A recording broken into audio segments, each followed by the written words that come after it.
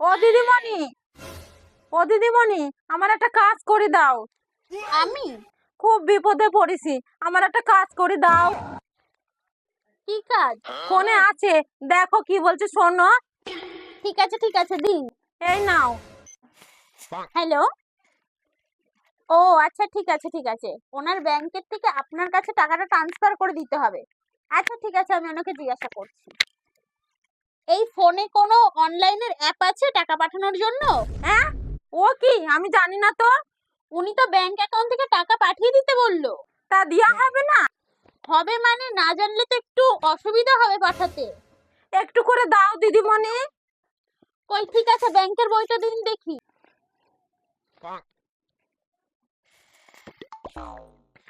কই এটিএমটা দিন দেখি।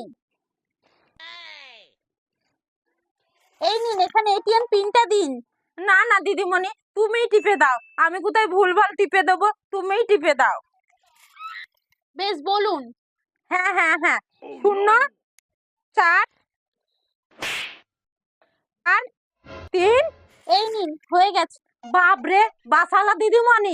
ঠিক আছে। হ্যাঁ দিদিমণি, তুমি তো আমার সব ব্যাংকের নাম্বার দেখে নিলা।